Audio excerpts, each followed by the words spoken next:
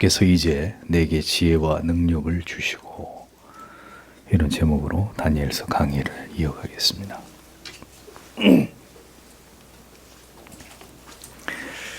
우리에게 주신 고난을 통해서 하나님께서 영광을 받고자 하실 때 우리가 어떻게 그 문제를 가지고 하나님께 나아가며 어떻게 그것을 신앙의 힘으로 해결해 나아가야 할지를 다니엘서는 잘 보여주고 있습니다.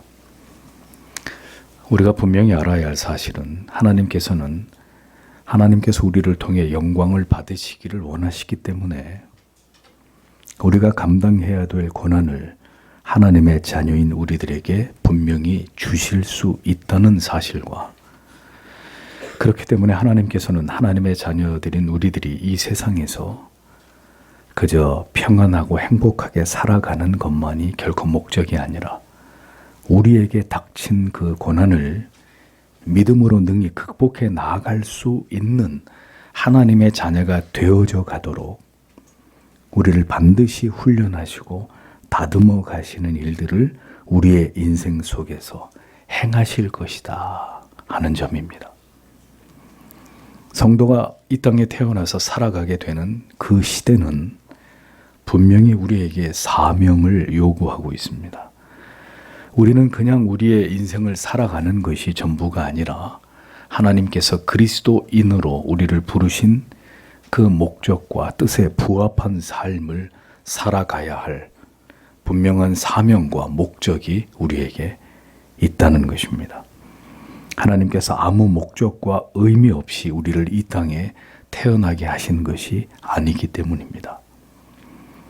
어제나 오늘이나 영원히 변치 않으시는 하나님이시고 우리의 삶에는 여전히 우리의 힘으로 감당할 수 없는 고난들이 예상치 못한 시간에 엄습한다면 우리는 우리에게 주신 바로 그 고난의 의미와 그 이유를 분명히 깨달아서 어떻게 우리에게 닥친 이 모든 일들을 통해서 하나님의 뜻을 이루며 하나님만을 높일 것인지를 분명히 알고 있어야만 합니다.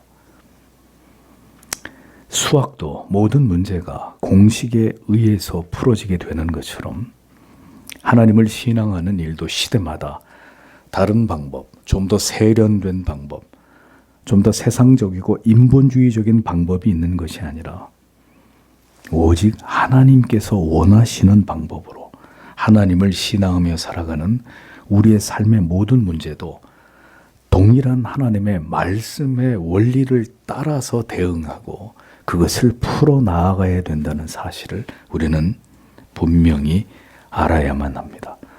그렇지 않으면 그 문제는 결코 해결이 될 수 없기 때문입니다. 그러하게 하나님께서는 어떤 방식으로 일하시며 특별히 우리에게 시련과 고난을 주실 때 우리가 어떻게 그 문제를 하나님 앞에서 다루어 나아가야 할지를 우리가 올바로 깨달아 알기를 원하십니다. 그 모든 일들 속에서도 결코 사람의 생각과 고집을 쫓아서는 안 되고 하나님께서 우리에게 원하시는 바를 따라 믿음으로 행해야만 합니다. 성경은 바로 이와 같은 신앙의 원리를 우리에게 자세하게 설명하고 가르치고 훈련시키고 있습니다. 하나님께서 우리에게 주신 문제를 푸는 공식과 방식은 먼저는 하나님이 어떤 분이신지를 아는 깊은 지식이 바탕이 되어야 하고, 다음으로는 즉각적인 기도를 통해서 하나님의 도우심을 간구해야 되는 일이라는 것을 기억하십시오. 목사가 성도 여러분들에게 받게 되는 가장 어려운 기도의 부탁은 전혀 기도하지 않던, 하나님을 성실하게 경외하지 않던 분이 혹은 믿음이 전혀 없는 성도님의 가족의 어떤 문제를 위한 이런 긴급한 기도입니다. 하나님을 진심으로 경외하지 않는 자의 기도를 하나님께서 들으실 이유가 없다면 어떤 긴급한 문제로 기도를 부탁할 때 목사가 그분을 위해서 해줄 수 있는 기도는 한 가지뿐입니다. 하나님, 그에게 믿음을 갖게 하시고 그에게 믿음을 더하시게 하기 위한 하나님의 뜻을 그 사람 속에서 이루십시오. 무조건 다 해결되게 해달라고, 다 잘 되게 해달라고 목사는 그렇게 기도할 수 없고, 부디 그가 그 어려움 속에서 하나님을 찾고 하나님을 만나 하나님을 믿게 되고 그 흔들리는 믿음이 더 강화되게 되는 이런 은혜를 베풀어 주시기를 기도할 수밖에 없습니다. 가장 먼저 제일 중요한 기도는 지금 당면한 이 문제가 해결되기 위한 기도가 아닙니다.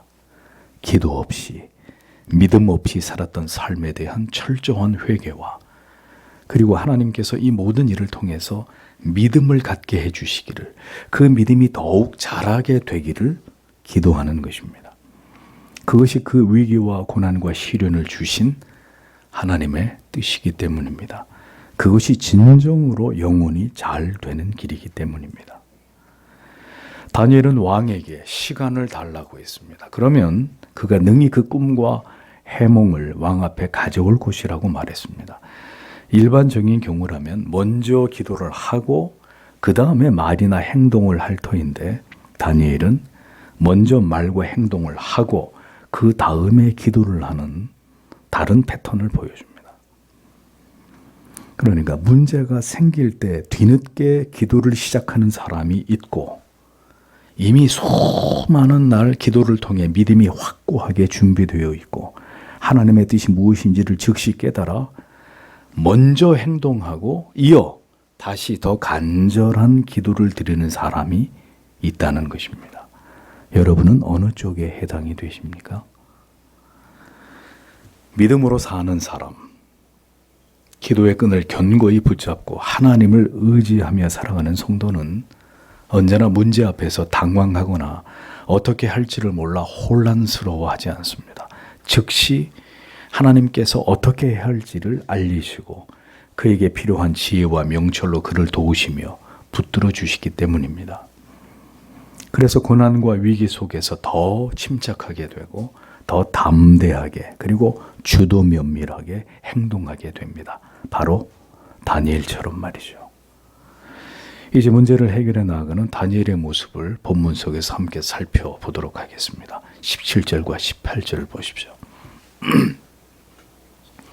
그때 다니엘은 그의 집으로 갔다. 그리고 그는 그의 친구들인 하나냐와 미사엘 그리고 아사랴에게 그 일을 알렸다.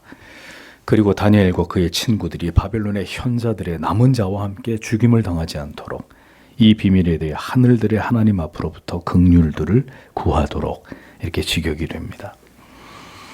기한을 주면 해석을 하겠다고 왕에게 말한 이후 다니엘은 집으로 돌아갔습니다. 그리고 그의 믿음의 친구들인 하나냐와 미사엘과 아사랴에게 이 모든 사실을 즉시 알렸습니다. 여러분은 여러분의 삶에서 벌어진 여러분의 힘으로 감당할 수 없는 일에 대해서 주저하지 않고 그것을 신속히 알려 간곡히 기도를 부탁할 신실한 믿음의 사람들을 벗으로 두셨습니까? 하나님을 모르는 세상 친구들 가운데 여러분과 함께 그 고통과 위기를 믿음으로 함께 기도하며 극복해 나아갈 자가 있겠습니까? 믿음의 신실한 지체들, 성도들은 서로에게 인생을 지나가는 동안에 이렇게 하나님 앞에서 함께 모든 시간을 지나가며 위기 가운데 기도로 서로를 지탱해주는 든든한 버팀목이 되어야 합니다. 그런 사람들이 바로 그리스도의 몸으로서의 지체들입니다. 성도의 아름다운 영적인 교통과 연합입니다. 성도들과 함께 이 같은 영적인 교통이 없는 자는 그리스도에게 접붙여진 영혼이 아니라는 사실을 기억하십시오. 어떤 경우에도 나 홀로 믿음이라는 것은 존재하지 않습니다. 다니엘은 하나님께서 이 당한 일에 대해서 긍휼히 여겨주심으로 다니엘과 그의 벗들이 바벨론의 다른 박사들과 함께 죽임을 당하지 않게 하시기를 함께 기도해 줄 것을 요청했습니다. 다니엘은 이 문제의 해법이 오직 하나님께 있음을 알고 있었습니다. 단언하건대 아직도 많은 그리스도인들은 당면한 모든 문제의 해결책이 오직 하나님께 있음을 믿지 못하고 있습니다. 그렇기 때문에 문제가 생겨도 즉시 기도하거나 기도를 부탁하는 일들이 요원하게 되는 것입니다. 그 결과 어떤 문제가 발생했을 때 그것을 자기의 생각대로, 자기의 판단과 방법대로만 문제를 해결하려고 하는 우를 범하게 되는 것입니다. 모든 것이 하나님께로부터 말미암은 일들입니다. 그 시작과 끝이 오직 하나님으로부터 이루어지는 것입니다. 하나님의 주권과 섭리 안에서 일어나는 일들입니다. 우연이 아니란 말이에요. 그러니 우리는 하나님을 찾아야 하고 하나님께 도움을 구해야 하는 것이 마땅한 일입니다. 우리의 삶을 하나님께서 어느 날 뒤흔드실 때 우리를 통해서 하나님을 드러내시기 위해서 우리에게 고난과 시련과 위기를 주실 때 우리는 즉시 다른 방도와 방법을 찾는 것이 아니라 하나님께로 나아가야 합니다. 가장 먼저 하나님을 찾아야 합니다. 기도가 없는 삶을 살아왔다면 즉시 이제부터 기도의 자리로 나아가야 하고, 늘 기도하는 삶을 살아왔다면 이제부터 드리는 기도는 더 간절하고 열렬하고 뜨거워져야 할 것입니다. 그렇지 않고 신자에게 닥친 위기가 저절로 사라지는 법은 존재하지 않기 때문입니다. 하나님을 찾는다는 의미는 하나님께 즉시 기도하는 것을 의미합니다. 이 모든 일어난 일들을 해결하실 분이, 이 모든 일들을 하나님의 뜻대로 이루시고 진행하실 분이, 이 고난과 위기 가운데서 나를 도우실 분이 오직 하나님이심을 기억하면서 하나님을 향한 절대적인 신뢰를 드러내는 것이 우리가 가장 먼저 해야 되는 중요한 일이라는 것을 기억하십시오. 하나님께서 우리를 통해서 일하시는 방식은 언제나 우리들의 기도였다는 것을 성경은 한결같이 보여줍니다.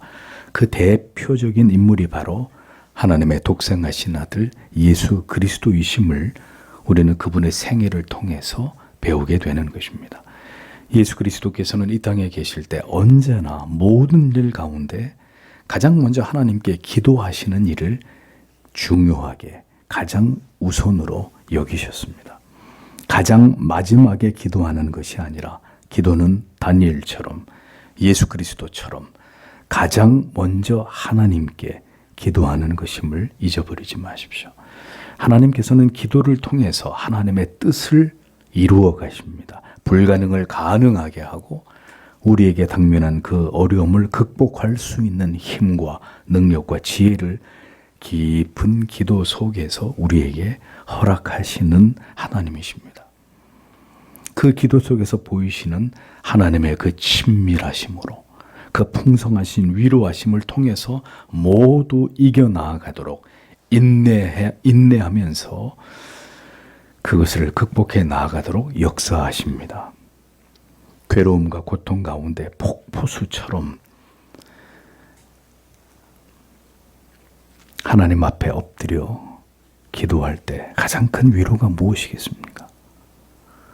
사랑하는 아들아, 딸아, 내가 너와 함께하고 있다.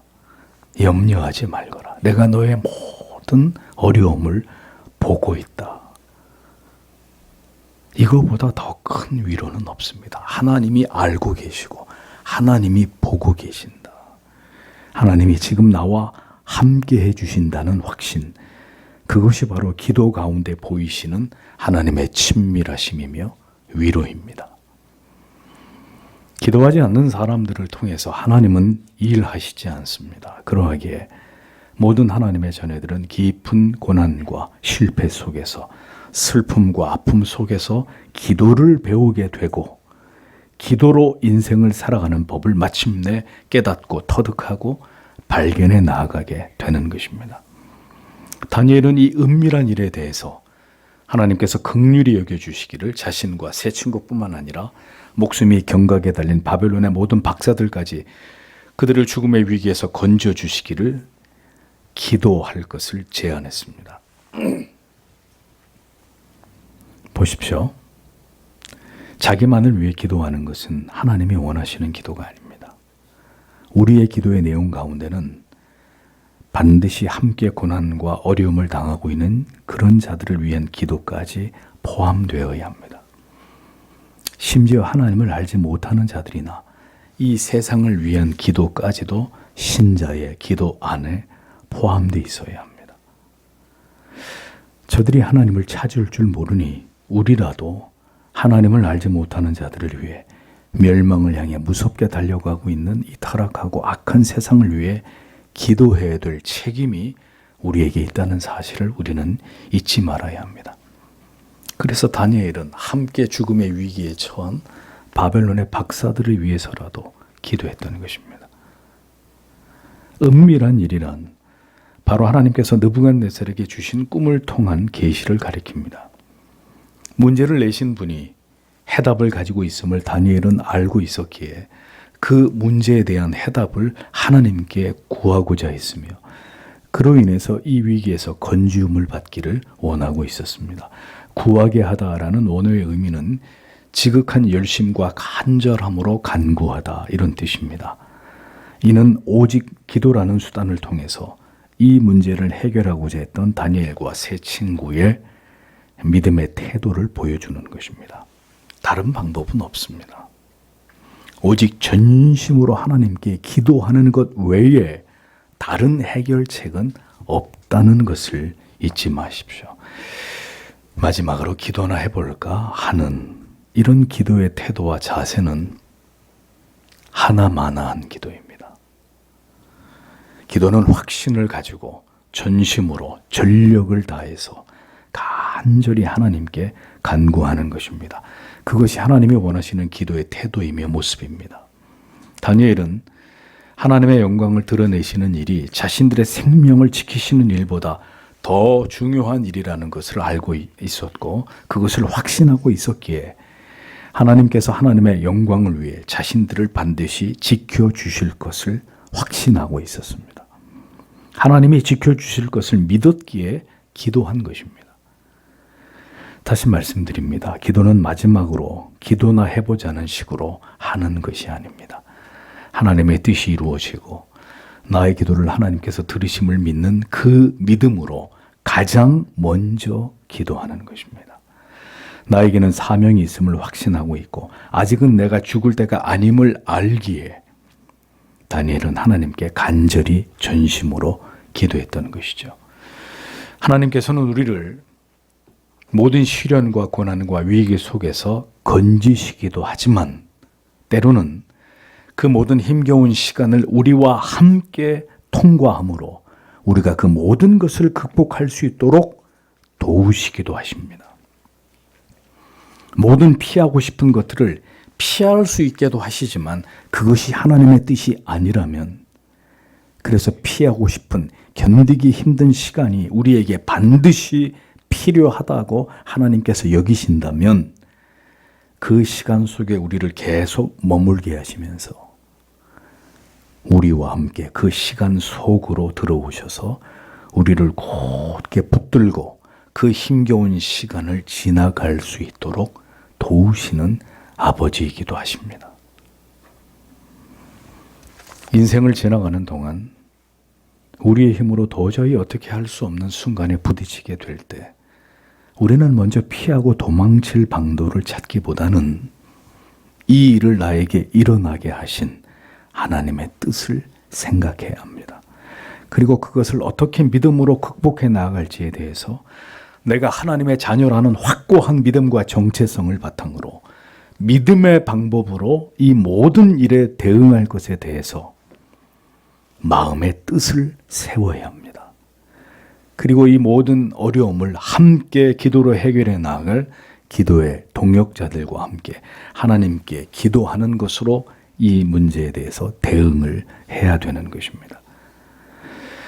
문제가 생겨도 아무도 함께 기도할 자가 없다는 것은 지금까지 내가 하나님을 올바로 섬겨온 것이 아니라는 증거입니다.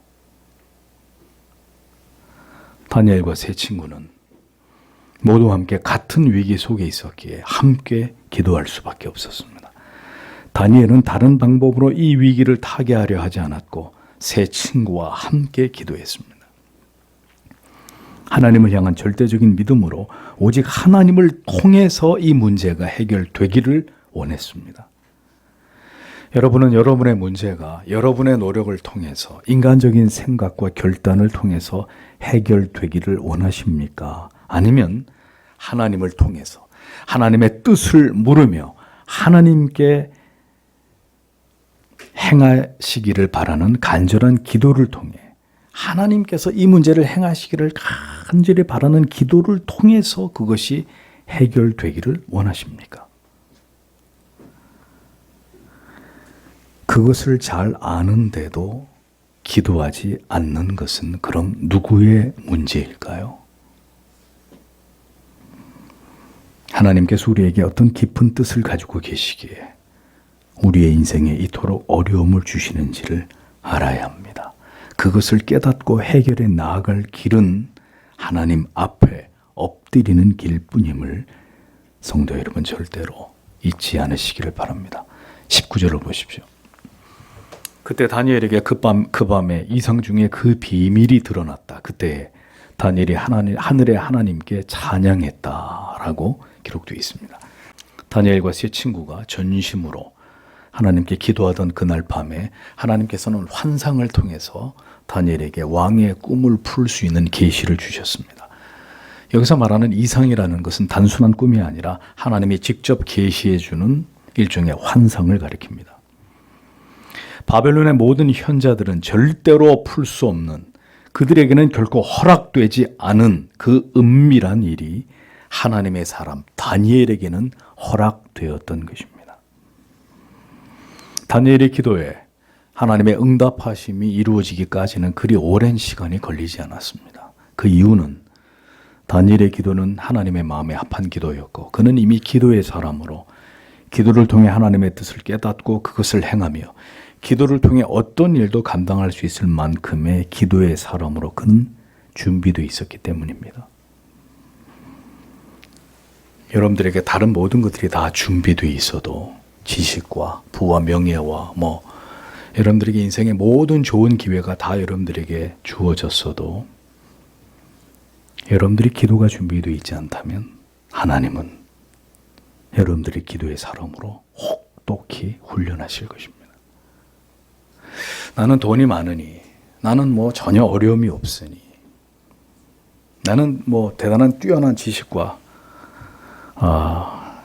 내게 지능이 있으니 이렇게 여러분에게 무언가가 준비되어 있다는 것 때문에 안도하고자 하십니까? 여러분들이 하나님 앞에 쌓여진 기도가 준비되어 있지 않다면 반드시 하나님이 그 기도를 준비시키실 것입니다.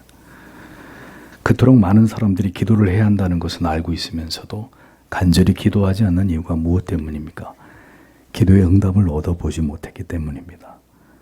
기도에도 어떤 결과를 얻지 못하기에 쉬이 기도를 포기해버립니다.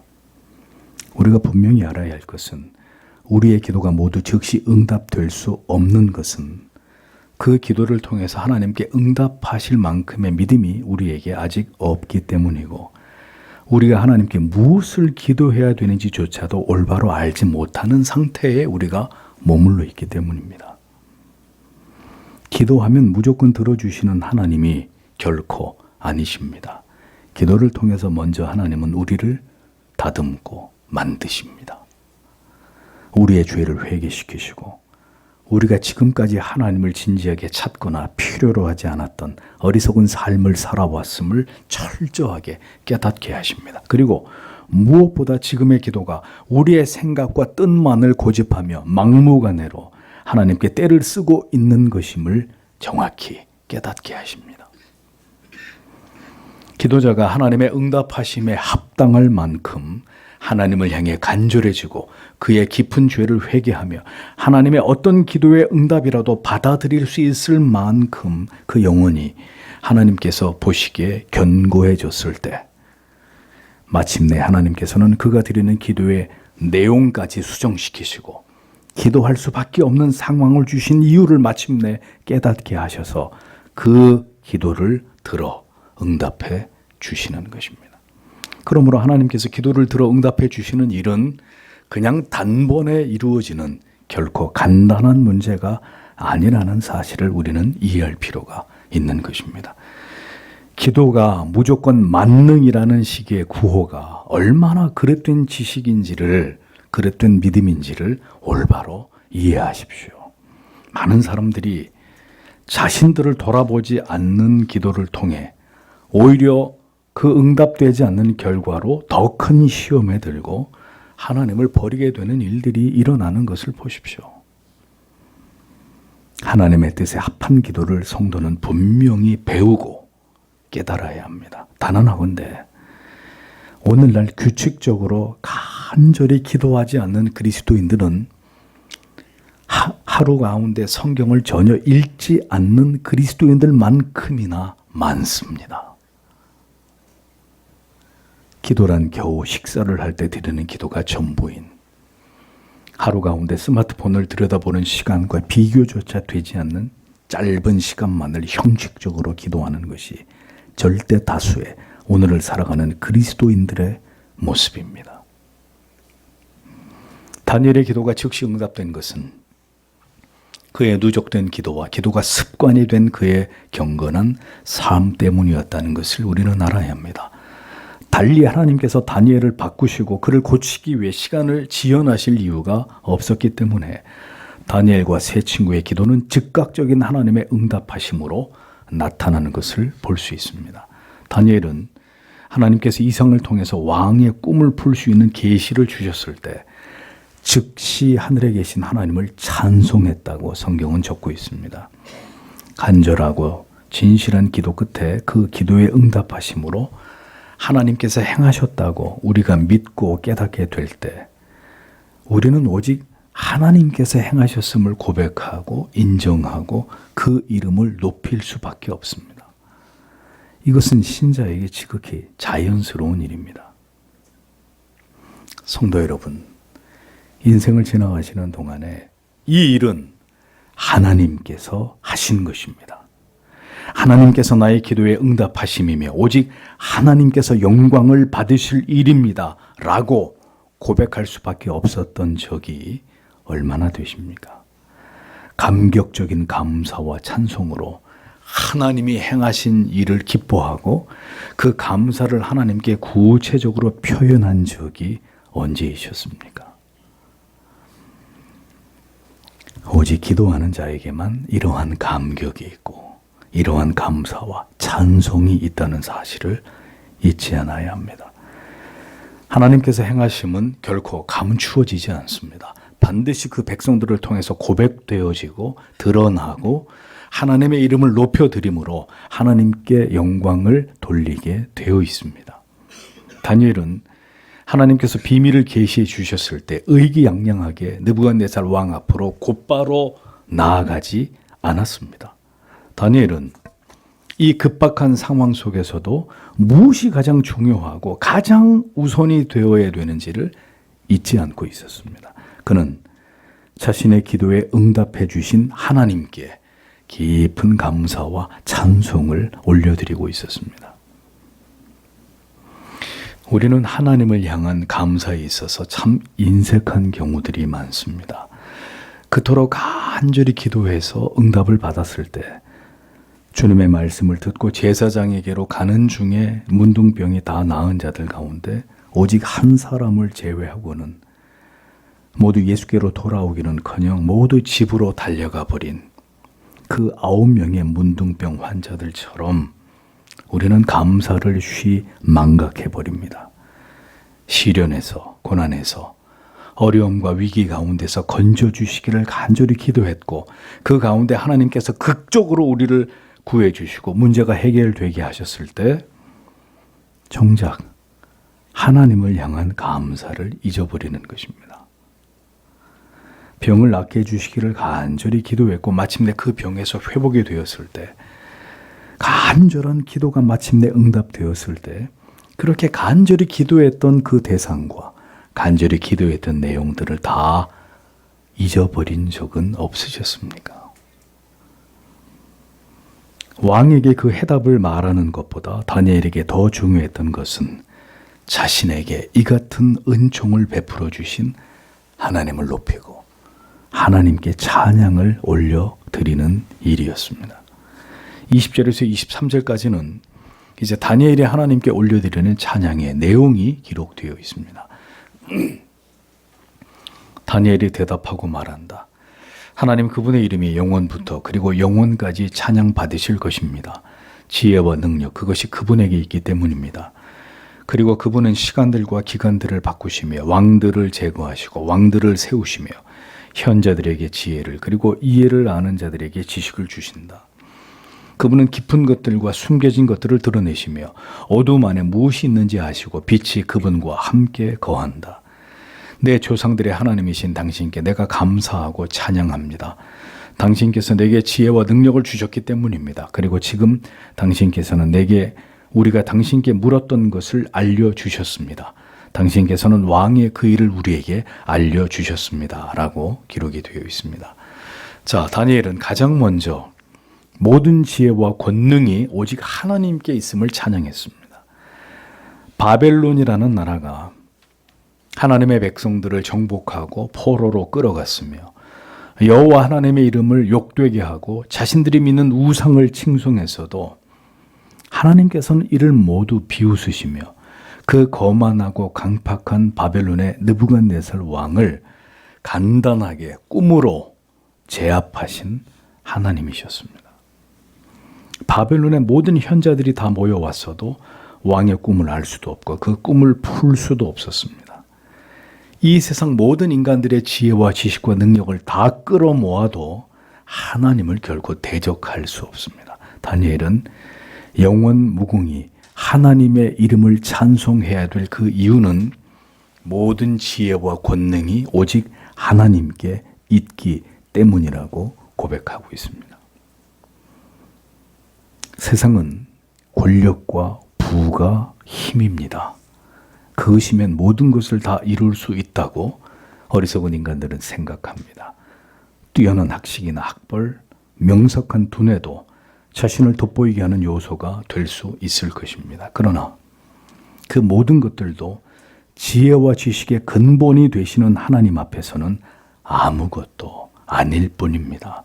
모두 하나님께서 주관하시는 것들일 뿐입니다. 모든 것을 주관하시는 지식과 권능은 오직 여호와 하나님께로부터 말미암는 것임을 우리는 잊지 말아야 합니다. 인간은 인간의 모든 지식과 과학 기술의 힘으로 모든 문제를 해결하고 재앙과 재난을 막아보려고 합니다. 다 헛된 일일 뿐입니다. 하나님께서 막으신 일은 인간의 어떤 지혜와 능력으로도 해결될 수 없는 일들입니다. 다니엘은 고백합니다. 하나님께서는 때와 기한을 변하게 하시고 왕들을 패하게도 하시고 세우기도 하신다고 고백합니다. 지혜자에게 지식을 주시고 지식자에게 총명을 주시는 분이 여호와 하나님이시라는 사실을 인정하고 있습니다. 때와 기한을 변하게 하신다는 의미는 하나님이 모든 역사를 주관하신다는 것입니다. 하나님의 뜻대로 그분의 계획대로 모든 것들을 모든 일어나야 될 일들이 일어나고 일어나지 말아야 될 일들이 일어나지 않도록 하나님이 그렇게 주관하신다는 겁니다.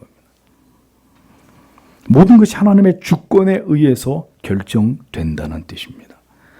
이 세상에서 일어나는 모든 일들이 그 하나님의 계획과 섭리와 뜻을 벗어나서 이루어지는 일들은 아무것도 없다는 것을 우리는 알아야 합니다. 모든 것을 하나님께서 주관하십니다. 하나님의 뜻대로 목적대로 모든 일들을 이 땅에서 이루어 나아가시는 하나님이십니다. 오직 하나님만이 역사의 흥망성쇠와 인간의 생사화복을 주관하십니다. 또 모든 권력은 하나님에게 의해서 비롯되는 것입니다. 하나님께서 정권을 세우기도 하시고 정권을 폐하기도 하십니다. 세상의 왕을 세우시는 분이 하나님이십니다. 하나님의 뜻대로 선한 왕이 세워지기도 하고 악한 왕이 세워지기도 하는 것입니다. 그것이 하나님께서 이 땅과 그 백성들을 통치하시는 방식입니다. 하나님께서 지혜와 지식을 주십니다. 누구도 자랑하지 못하도록 하나님께서 그렇게 사람의 태어남을, 그가 가진 재능을, 능력을 주관하십니다. 주신 분이 거두어 가실 수 있다는 것을 인간들은 겸손히 인정할 수 있어야 합니다. 우리가 가진 것 가운데 우리의 것이 아무것도 없고 모든 것이 하나님께로부터 말미암은 것이라는 것을 인정할 수 있어야 합니다. 그가 하나님의 자녀입니다. 주신 것을 하나님께서 가져가실 때가 온다는 것을 우리는 기억해야 합니다. 우리에게 주신 모든 것으로 우리가 어떤 삶을 살았는지, 그것들로 어떻게 하나님을 기쁘시게 하고 하나님께 영광을 돌리는 삶을 살았는지를 모두 셈해야 할 날이 반드시 온다는 것을 잊지 않아야 합니다. 인간의 모든 지혜와 지식과 능력은 하나님께서 그 원천이시라는 사실을 우리는 분명히 기억해야 합니다. 바벨론이 강력한 패권 국가로 그 위상을 떨치고 있었지만 결국 머지않아 페르시아에 의해서 멸망을 당하게 되지 않습니까? 영원한 것은 없습니다. 하나님께서 어리석은 인간들에게 역사를 통해서 끊임없이 이것을 계시하시고 교훈하시지만 무지한 인간들은 그것을 깨닫거나 발견하지 못할 뿐입니다. 로마서 11장 36절은 이는 만물이 주에게서 나오고 주로 말미암고 주에게로 돌아감이라 영광이 그에게 세세에 있으리로다 라고 말씀하고 있습니다. 다니엘은 이어 하나님만이 깊은 은밀한 일을 나타내시고 어두운 데 있는 것을 아시며 빛이 그분과 항상 함께 하신다고 칭송하고 있습니다. 깊고 은밀한 일이나 어두운 데 있는 것은 인간이 측량할 수 없는 범위의 것입니다. 그러니까 오직 하나님만 인간의 지식과 지능이 도달하지 못하는 곳까지 하나님의 능력이 도달하고 모든 어두움 속에 감춰진 것까지 하나님만이 속속들이 그것을 아신다는 거죠. 그래서 아무것도 숨겨질 수 없고 감추어지지 못한다는 것입니다. 오직 찬란한 빛과 같은 능력으로 모든 것들을 통찰하고 꿰뚫어 보고 계시고 모든 일들을 주관하고 계시는 분이 바로 하나님이시라고 성경은 말씀하고 있는 것입니다. 세상은 세상의 지식과 지혜와 능력을 스스로 신봉하면서 그것을 자화자찬합니다.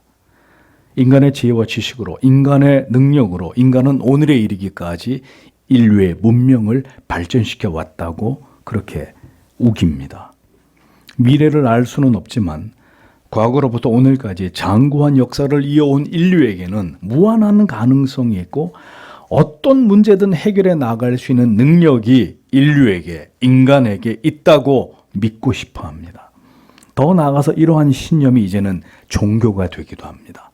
뉴에이지 사상처럼 결국 인간이 인간의 한계를 뛰어넘어 신이 될 수 있다는 참남하고 오만한 착각으로 수많은 사람들이 미혹되고 있습니다. 인간은 인간이 가진 능력으로 스스로의 삶을 계속해서 계몽해 나아갈 수 있고 무한히 발전시켜 나아갈 수 있다고 믿습니다. 이러한 인간의 생각에 제동을 거는 것은 종교 같은 아무 쓸모없는 거추장스러운 것들일 뿐이라고 사람들은 생각합니다. 1971년에 발표된 존 레논의 Imagine이라는 곡의 가사를 보십시오. 인간이 주장하는 바가 얼마나 성경의 진리와 대치되는지를 확연히 알 수 있습니다. 천국이 없다고 상상해봐. 어렵지 않아. 우리 아래 지옥도 없다고. 우리 위엔 오직 하늘뿐이라고. 모든 사람들이 오늘을 위해 산다고 생각해봐. 어렵지 않아. 죽이거나 목숨을 바칠 일이 없다고. 종교도 없고 모든 사람들이 평화 속에 살아간다고 상상해봐. 너는 내가 몽상가라고 말할지 몰라. 하지만 나 혼자만 꿈꾸는 게 아니야. 언젠가는 너도 우리와 함께 하길 바래. 그리고 이 세상이 하나가 되기를 바래. 존 레논의 Imagine이라는 곡을 번역을 하면 이런 의미들이 그 곡 속에 있습니다. 인간이 꿈꾸는 세상은 오직 인간에 의해서, 인간을 위해서, 인간들이 평화롭고 평등하게 행복하게 살아가는 세상입니다. 그리고 그 세상에 하나님은 결코 존재하지 말아야 되는 것이죠. 하나님 없이 인간 모두가 행복하고 평등하고 평화롭게 잘 살아가는 세상을 만들어 보자는 것이 하나님을 버린 인간들의 사상이고 그들의 소망이고 그들의 헛된 상상임을 이 노래 가사는 잘 보여주고 있습니다. 성경은 모든 것을 하나님께서 주관하시며 하나님에 의해서 모든 것이 존재한다고 못 받고 있습니다. 국가도 권력도 지식도 지혜도 모두 하나님께로부터 말미암으며 하나님은 그 모든 것을 알고 계시는 전능자이심을 드러내고 있습니다. 성도 여러분, 이 무신론적이고 반성경적인 사상이 지배하는 세상에서 신자는 어떤 사고와 가치관을 가지고 살아가야 하는지를 깊이 생각해 보십시오.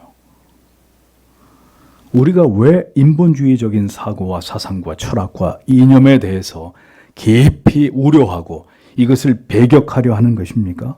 거기에는 하나님이 존재하지 않으시기 때문입니다. 거기에는 하나님을 지워버리는 인간의 악랄함이 존재하고 있기 때문입니다.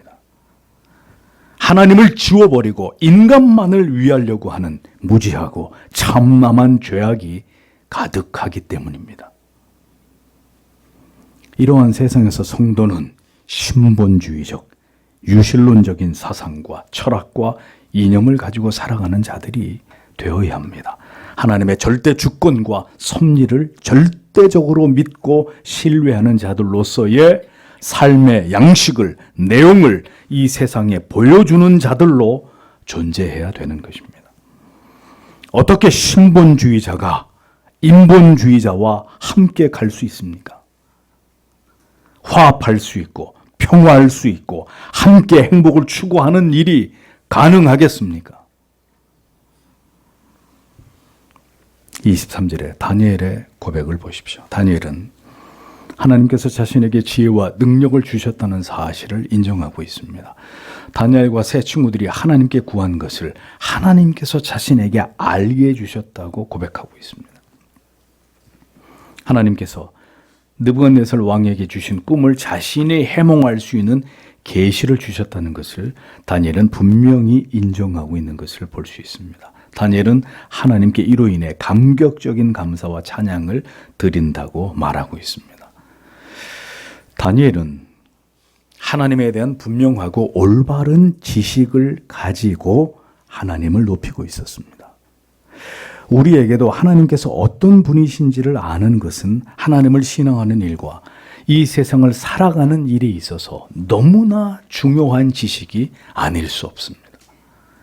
하나님을 바로 알아야 하나님께서 원하시는 삶을 살 수 있습니다. 올바른 믿음으로 하나님께 영광을 돌리는 성도의 삶을 살아갈 수 있습니다. 하나님에 대해 무지하기에 하나님을 사랑한다고 하고 하나님을 경외한다고 하면서도 전혀 하나님께서 원치 않으시는 생각과 사상과 이념을 쫓아서 살아갑니다. 하나님을 위하지 않고 자기를 위하는 삶을 억척스럽게 살아가는 것입니다. 하나님께서 미워하시고 싫어하시는 것을 내가 하나님을 사랑한다고 하면서도 그 무지 속에 계속 추구하는 죄를 범하는 것입니다. 세상과 구별된 세상이 원하는 인간이 아니라 하나님을 온전히 기쁘시게 할 수 있는 하나님의 자녀가 되는 것이 우리의 목표입니다. 바벨론에 있으면서도 바벨론의 모든 언어와 학문을 익혔으면서도 다니엘은 전혀 바벨론화 되지 않았다는 증거가 그가 하나님께 올려드리고 있는 이 고백들 속에 고스란히 드러나고 있습니다. 이런 고백과 감사와 찬양을 하나님께 드릴 수 있는 자들로 우리 자신이, 우리의 자녀들이 이 시대 가운데 준비되어져 가고 있는지를 돌아보셔야 합니다. 우리 자녀들이 이 인본주의로 온통 오염된 이 세상에서 진정으로 하나님만을 높일 수 있는 그 신본주의적인 믿음을 가진 자녀들로 잘 자라가고 있는지를 깊이 살펴보십시오. 우리에게 지금 기도해야 될 제목이 한두 가지가 아닙니다. 하나님께서 우리에게 왜 이 다니엘서의 말씀을 주셨는지를 우리는 분명히 그것을 깨닫는 자들이 되어야 할 것입니다. 24절을 보십시오. 이 모든 것 때문에 다니엘은 왕이 바벨론의 현자들에 대해 멸망시키도록 지명했던 아리옥에게 갔다. 그리고 이와 같이 그는 그에게 말했다. 너는 바벨론의 현자들에 대해 멸망시키지 말 것이다. 너는 나를 왕 앞으로 가게 하라. 그러면 내가 그 해석을 그 왕에게 보일 것이다. 이렇게 기록하고 있습니다. 하나님께 찬송과 감사를 드린 다니엘은 이제 왕의 시위대 장관 아리옥에게 가서 바벨론의 박사들을 멸하지 말고 자신을 왕의 앞으로 인도해 줄 것을 요청하게 됩니다. 그러면 자신이 그 꿈에 대한 해석을 왕에게 보여주겠다고 말합니다. 하나님께로부터 은밀한 것을 풀 수 있는 계시를 받은 다니엘은 이제 그 무엇도 두려울 것이 없었습니다. 왕의 명을 중지시킵니다. 중지! 그들을 죽이지 마라. 내가 왕 앞에 가서 이 문제를 해결하겠다.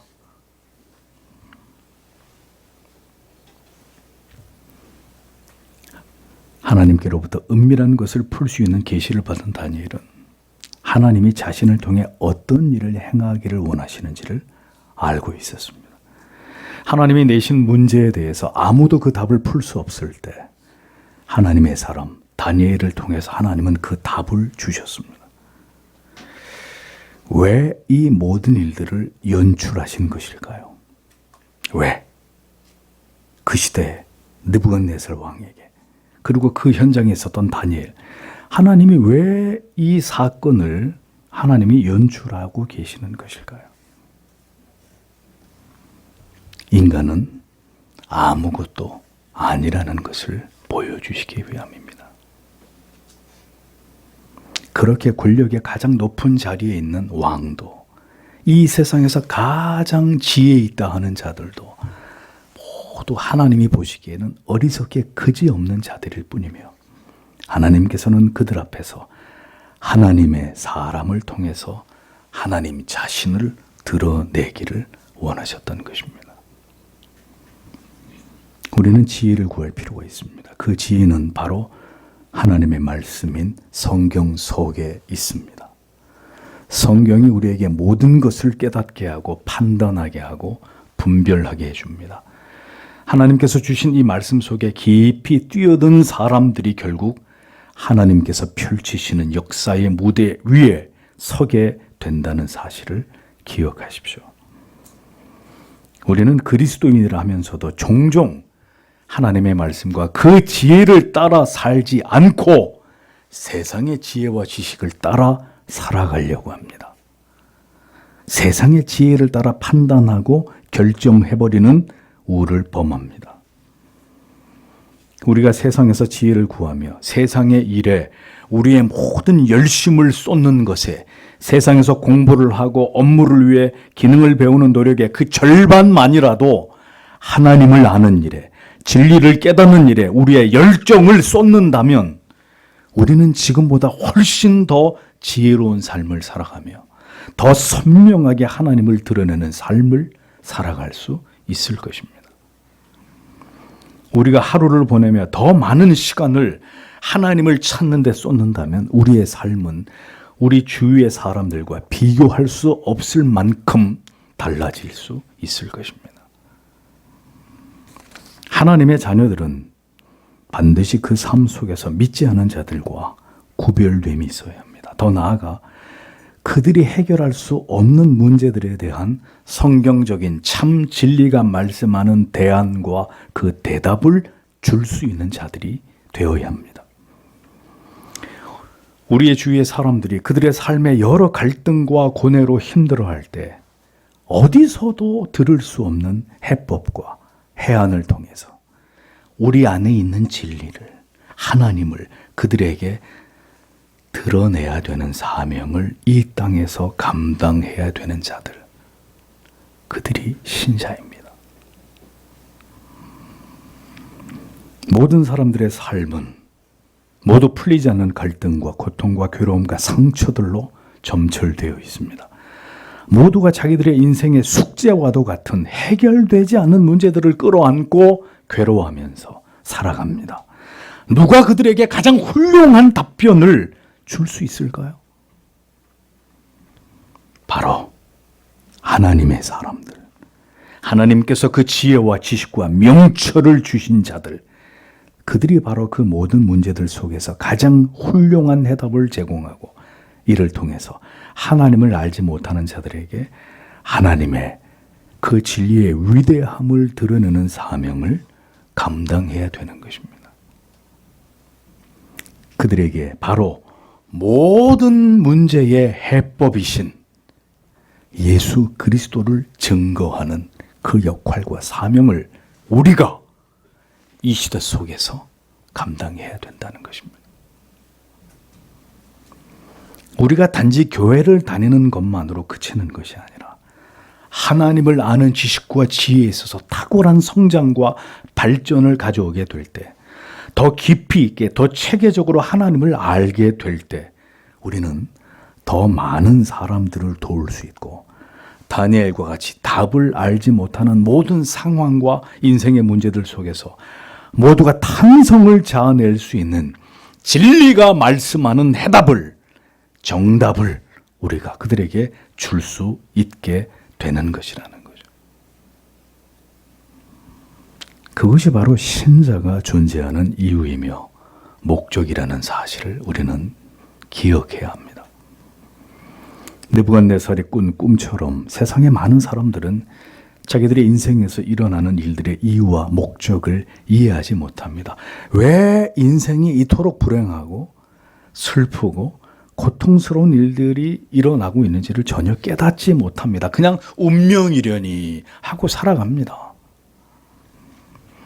어떻게 자기의 재능을 발견해야 되고, 자기의 미래는 어떤 길로 행해야 되고, 어떻게 행복한 결혼 생활을 하고, 어떻게 자녀들을 잘 키울 수 있는지, 어떻게 걱정과 근심 없이 노년을 준비하고 보낼 수 있는지, 죽음 그 이후에는 무엇이 기다리고 있는 것인지, 죽음에 대한 막연한 두려움까지 인생은 풀리지 않는 어려운 문제들의 연속입니다. 도대체 어떻게 해야 되는지, 그거는 학교에서도 가르쳐주지 않는 문제, 대학 박사 학위를 가지고 있어도 풀 수 없는 난제들입니다. 그들은 모두 답을 필요로 합니다. 하나님께서는 그 모든 해답을 진리 안에 감추어 두셨습니다. 그리고 그 해답을 다른 누구도 아닌 바로 여러분을 통해서 세상에 주기를 원하십니다. 그러므로 우리는 지혜로워야 하고 하나님의 뜻을 올바로 분별하는 자들이 되어야 하는 것입니다. 이것이 바로 우리들의 사명입니다. 그러기 위해서 우리는 진리를, 교리를 공부하는 것이고, 하나님 앞에 간절히 기도하는 것이고, 세상 사람과 다른 경건한 삶을 살아가기 위해 하나님께 은혜를 구하는 것입니다. 그 사명을 감당하기 위해서 세상에 답을 주는 자들, 하나님의 말씀이, 진리가 우리에게 가르치고 말씀하신, 그리고 우리가 경험한 그 참된 생명의 길을 그들에게 보여주고 알려주는 자들이 바로 성도입니다. 하나님의 지혜는 그 모든 문제들에 대한 궁극의 답변을 주고 있습니다. 하나님은 누구이시고, 인간은 어떤 존재이고, 하나님을 믿어야 되는 이유는 무엇이고, 인생은 왜 수고와 슬픔뿐인지, 인생의 의미는 무엇이고, 죽음 그 너머에는 어떤 세상이 펼쳐지는지, 우리가 먼저 이 모든 것들에 대해서 진리를 통해 분명한 답을 얻고, 이제 그 답을 세상 사람들에게, 오늘도 참 진리가 무엇인지 알지 못한 채 세상에서 방황하고 갈등하고 절망하고 그렇게 고통스럽게 인생을 살아가는 자들에게 그것을 알려주는 자들이 되어야 하는 것입니다. 다니엘은 하나님에 대해서 탁월한 지식을 가지고 있었고, 하나님께서는 세상이 궁금해하는 해답을 다니엘에게 주셨습니다. 다니엘의 모든 지식과 그의 사상은 어려서부터 성경에 기초한 것이었습니다. 그는 비록 아직 젊었고 많은 경험을 하지 못했으나 그의 믿음은 온전히 하나님께 깊이 뿌리 내려져 있었습니다. 하나님이 그를 그렇게 준비해 오셨습니다. 무엇이 그리스도인을 그리스도인 되게 하는 것입니까? 예수 믿어서 부자가 됐대. 예수 믿어서 뭐 그 자식이 대박이 났대. 예수 믿어서 암을 고쳤대. 응? 이것이 그리스도인의 그리스도인 됨입니까?